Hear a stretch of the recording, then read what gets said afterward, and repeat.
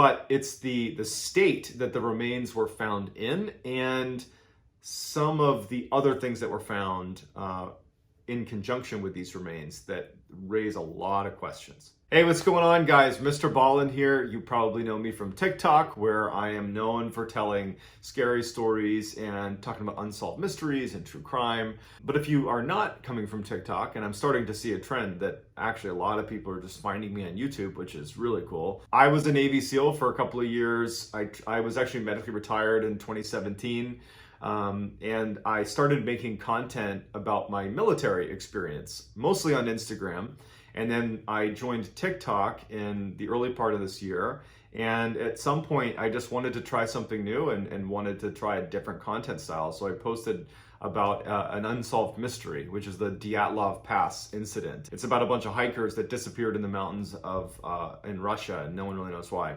And it takes off, and it's something that I just am really interested in. I think unsolved mysteries are fascinating. I find myself almost as a hobby researching this stuff.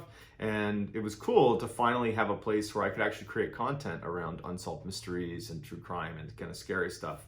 And TikTok was the place. But what I'm trying to do is transition over to YouTube, where I can tell longer versions of these stories and get a little bit more in depth. And so I have committed to posting at least one of these types of videos on YouTube a week.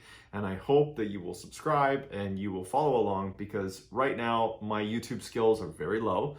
Admittedly, I'm pretty good at TikTok. I'm pretty bad at YouTube, but I'm gonna get better. I would also love it if you guys have suggestions for videos that you pass them my way, either in the comments of the video, or you can shoot me a DM on Instagram. My handle is John B. Allen 416, so John Ballin 416.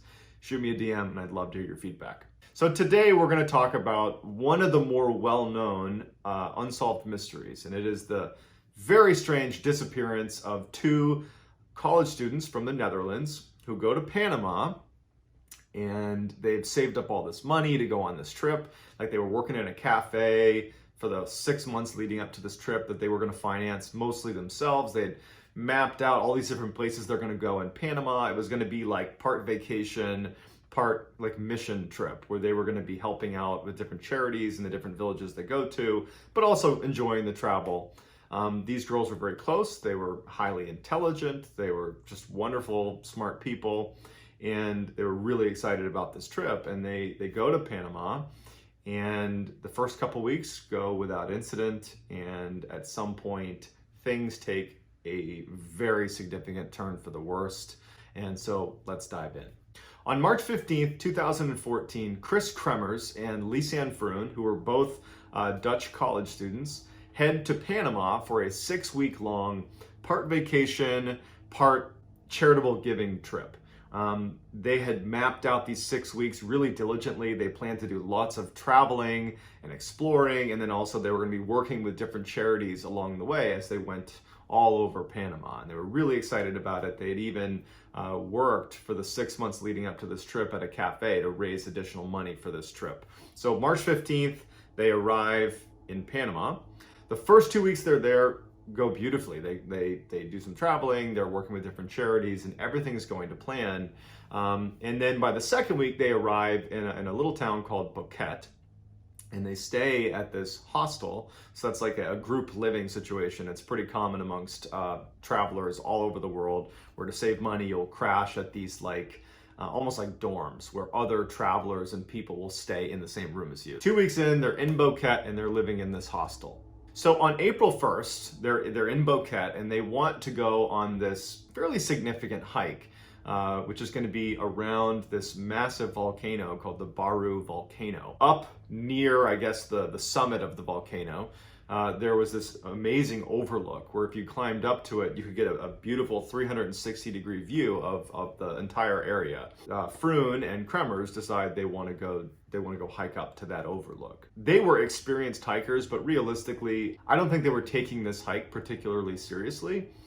It was a hike that was traditionally a guided hike, meaning usually you went and did this with a local who could make sure you didn't leave the path or, fall where you didn't know there was a cliff or something. They opt to do this on their own. So they head out, and they bring the hostel owner had a dog and they decided to bring that dog along with them. It was a very friendly dog. So Kremers, Froon, and the dog head off for this hike up this volcano. They had a digital camera with them, in addition to water, and they had their phones. They had all the different kind of basic supplies. They had a camera, and so this is important because they take a bunch of pictures as they begin this journey. So that night, the dog returns to the hostel, but the girls aren't with the dog, and so this alerts the owners of the hostel. But they search the area, like I guess the immediate area, for the girls. They can't find them, and they decide, we'll just wait until the morning and see if they turn up. The next morning, they don't turn up. Additionally, the parents of the girls, they were used to getting very regular text messages from these girls to kind of let them know that everything was okay, and the text messages stopped. And so that alerted the parents as well by the second day after they've gone missing. And so authorities are alerted. Search crews were organized on foot for the first day. So April 2nd, there are search crews all over the place looking for these girls. Can't find anything. The next day, they set up aerial search teams. They're scouring the jungle looking for signs of these girls. No sign of them. The search continues, and then on April 6th, the parents of Kremers and Froon, they arrive in Panama. They immediately offer a $30,000 reward for any information about their daughters, which is a ton of money in Panama. It's roughly equivalent to about $500,000 in a developed country. I mean, with 30,000 US dollars in Panama, I mean, you could buy land, you could buy a house, you could start a business. I mean, this is big money. And considering many people, especially in that area, were day laborers that were working for like less than $10 a day. I mean, you would think that that type of reward for just information about these girls would incite hundreds of people to just on their own go looking for these girls. And if you consider too that, I mean, this is a small town. I mean, news travels fast. This is the area they probably grew up in. They know the area really well. The idea that with an amazing incentive, the financial incentive, and just the fact that they know this area really, really well, it was odd that nothing was turning up. There were no leads coming in. 3 months go by, and there is not a sign of these girls anywhere. They have vanished. There's no leads. Nothing's been found. Obviously at this point, the family and investigators have pretty much accepted that they're probably deceased at this point, but they're looking for them. They want to know what happened. And a local woman finds Froon's backpack, her blue backpack, 5 miles away from where the girls were supposedly hiking, or where they had intended to hike. Navigating a jungle is exceptionally difficult. Even with the right equipment, even knowing what you're doing, the travel is so slow. Cutting through the growth on the ground, there's animals to contend with, even though it's incredibly moist, and there's lots of moisture in a jungle, the water oftentimes can't be drank. So the risk of dehydration is really high. The jungle that they were in was incredibly mountainous. And so in addition to just navigating a jungle, you're dealing with pretty significant elevation changes. I mean, it is a treacherous place to be navigating, absolutely treacherous.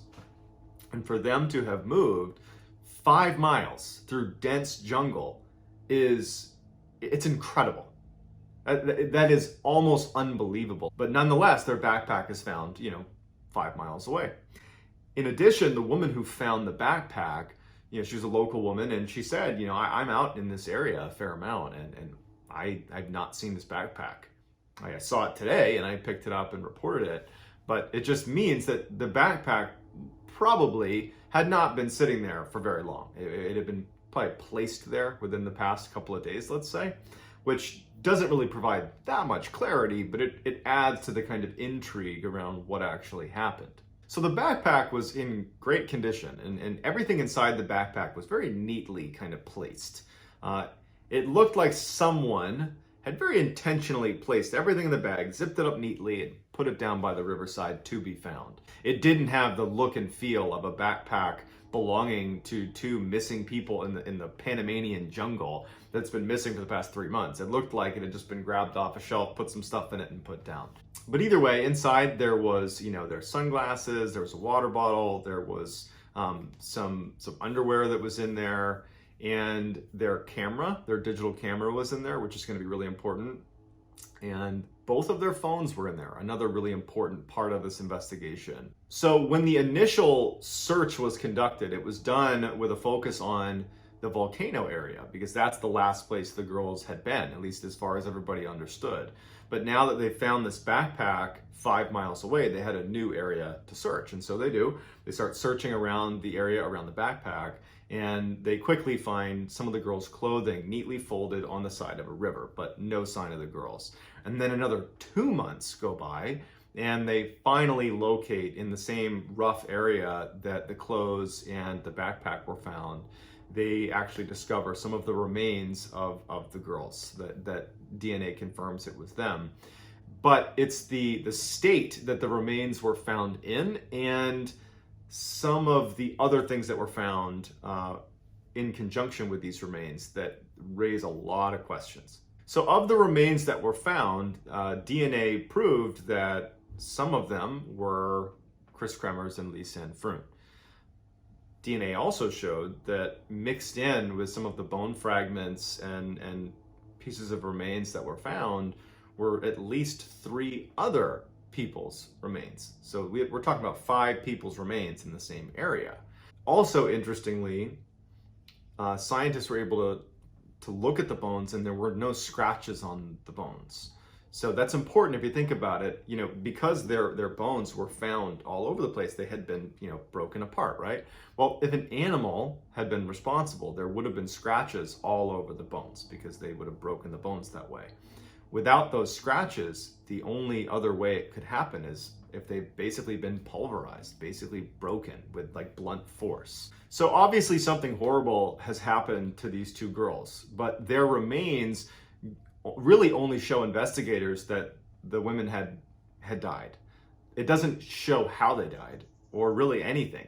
And so investigators needed to look at the other evidence to try to get a better sense of what actually happened. And so they look at the phone records, and they can tell that on April 1st, when they started this hike initially, there is a string of distress calls that are sent within like an hour of the hike starting. So whatever happened to these girls happened almost immediately on their hike. None of those calls connect. Over the course of those first 4 days, as they're trying to reach help via their cell phone, nothing's connecting, and then Froon's phone dies. Kremers' phone does not, and they or she begin turning it off and then turning it on sporadically to try to get reception. On April 6th, something interesting starts to happen. Somebody was trying to access Kremers' phone. There was multiple failed login attempts, and it got to the point where you weren't even allowed to input any more codes. It was just like locked, the phone locked. So somebody was unable to get into the phone. From April 7th to April 10th, there were 77 calls attempted, distress calls attempted. And then on April 11th, the phone died, and that was it. So in addition to the phone, they started looking at the camera. And so when you look at all the pictures they took, the beginning of the camera roll is this wonderful, montage of these 2 girls having this great time hiking up this volcano. And then as night begins to fall, you can tell that their expressions begin to change a little bit. It looks like you could begin to see that maybe something was wrong. Perhaps they're lost. We don't really know. But then there's no more pictures taken until April 8th. Over 90 pictures are taken between April 8th and April 10th, which is that period of time where all those distress calls were made on Kremers' phone before Kremers' phone finally died. The pictures are very strange. There's a lot of theories about why they took the pictures they did, but in a nutshell, the pictures, none of them include pictures of the girls, with the exception of one, which is the back of Kremers' head, and it appears to be bleeding. The rest are shots of the landscape, and they're all taken in total darkness. So they're in the middle of the jungle in total darkness, taking these pictures. There was one picture that looked like whatever gear they had been kind of lined up on a rock, and someone had taken a picture of it. There were pictures of candy wrappers, and there also was a picture that was like looking down into a ravine that perhaps was a picture of one of the girls down in the ravine. So it's unclear who's taking the pictures. It could be the girls, could be one of the girls, could be a third party, we don't know. And then there's a ton of speculation about one picture in particular. So picture 509, as it's been dubbed, because that was the number on the camera roll, was deleted from the camera. Now, that in and of itself is not particularly strange. It's not crazy to think that these girls might have deleted a picture, right? I mean, maybe they accidentally snapshot something and they just deleted it. But it was permanently deleted, right? So if you hit delete on a digital camera, it's deleted. But a professional with the right software could reconstruct that image if they plugged it into a computer. Now, in order to permanently remove it from your camera, the girls would have had to connect it to a laptop, to a computer, and wipe it that way. They didn't have access to a computer. So at most, they might have hit delete, but it still would have had that kind of archived, almost ghost image that a professional investigator could have reconstructed. But when they went to do that with this deleted image, it was wiped for good. So someone had managed to professionally wipe one picture. It was the last picture on the camera roll. So the pervading theory here is that these girls got lost and fell to their death. But to me, that's totally unsatisfactory. I believe they were murdered. And I think it's because there's just too many things indicating that foul play was involved. How did they go 5 miles across incredibly rugged terrain that even amongst Navy SEALs, that would be a very difficult distance to cover, even with all the right equipment? How did they, without the right equipment, not knowing the area, without a guide, without even flashlights, how did they do that? And then let's just assume they managed to go the 5 miles, okay? They fall to their death. Why are their remains, 1, incomplete, and 2, scattered and mixed in with other people's remains? Why were Kremer's bones bleached? And why weren't there scratch marks on the bones? I mean, you would think that in order for if they've fallen off this cliff, let's say, in order for their remains to be scattered all over the place and be dismembered, that an animal would have to be involved if there's no foul play involved. And there's no scratch marks on the bones, so an animal couldn't have done it. So there's lots of questions that go unanswered. And then if you look at those pictures again, it seems an awful lot like somebody else was taking those pictures. Somebody was trying to access Kremer's phone towards the end there, and someone looks like they were using their camera as well. And then, you know, the backpack that was found, it just seems like it was kind of staged. But then again, like, to what end? Why were they giving away the camera and the phone, which kind of led them to thinking probably this is foul play? Why would they have placed the backpack? That doesn't really exonerate anybody. It actually just adds more questions about the case. So the whole thing is just very confusing, but the narrative that they simply got lost and fell, to me, seems like the most far-fetched thing out of all the theories. So that's gonna do it, guys. If you liked this, please like and subscribe. I'll be doing these at least once a week. I'd love it as well if you dropped in the comments suggestions for future videos.